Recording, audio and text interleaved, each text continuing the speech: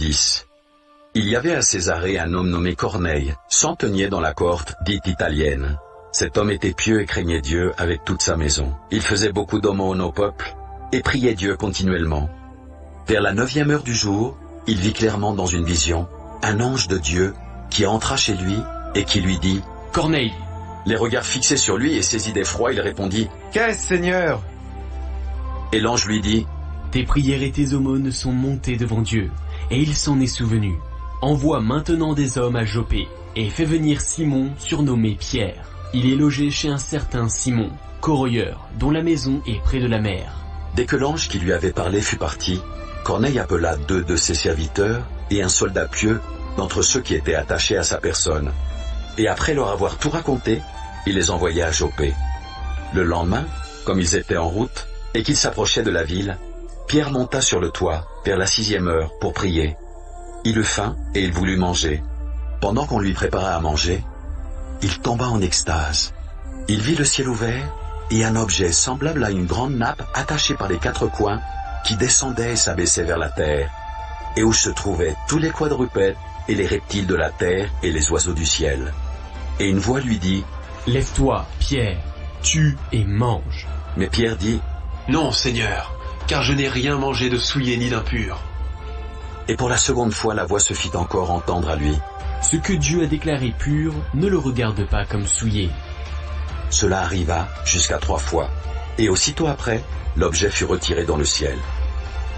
Tandis que Pierre ne savait en lui-même que penser du sens de la vision qu'il avait eue, voici, les hommes envoyés par Corneille, s'étant informés de la maison de Simon, se présentèrent à la porte, et demandèrent à haute voix si c'était là que logeait Simon, surnommé Pierre. Et comme Pierre était à réfléchir sur la vision, l'Esprit lui dit « Voici, 3 hommes te demandent. Lève-toi, descends et pars avec eux sans hésiter, car c'est moi qui les ai envoyés. » Pierre donc descendit, et il dit à ces hommes « Voici, je suis celui que vous cherchez. Quel est le motif qui vous amène ?» Ils répondirent « Corneille, centenier, homme juste et craignant Dieu, et de qui toute la nation des Juifs rend un bon témoignage, a été divinement averti par un saint ange de te faire venir dans sa maison et d'entendre tes paroles. » Pierre donc les fit entrer et les logea. Le lendemain, il se leva et partit avec eux. Quelques-uns des frères de Jopé l'accompagnèrent. Ils arrivèrent à Césarée le jour suivant. Corneille les attendait et avait invité ses parents et ses amis intimes. Lorsque Pierre entra, Corneille, qui était allé au-devant de lui, tomba à ses pieds et se prosterna.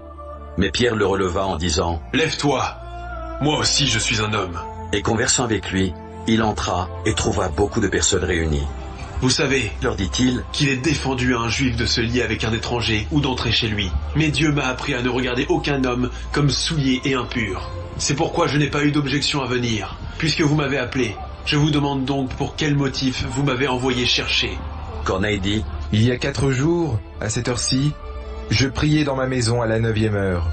Et voici, un homme vêtu d'un habit éclatant se présenta devant moi et dit « Corneille, ta prière a été exaucée, et Dieu s'est souvenu de tes aumônes.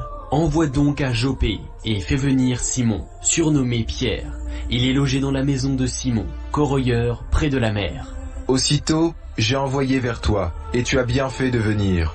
Maintenant donc, nous sommes tous devant Dieu, pour entendre tout ce que le Seigneur t'a ordonné de nous dire. Alors Pierre, ouvrant la bouche, dit En vérité, je reconnais que Dieu ne fait point exception de personne, mais qu'en toute nation celui qui le craint et qui pratique la justice lui est agréable. Il a envoyé la parole aux fils d'Israël, en leur annonçant la paix par Jésus-Christ, qui est le Seigneur de tous. Vous savez ce qui est arrivé dans toute la Judée, après avoir commencé en Galilée, à la suite du baptême que Jean a prêché.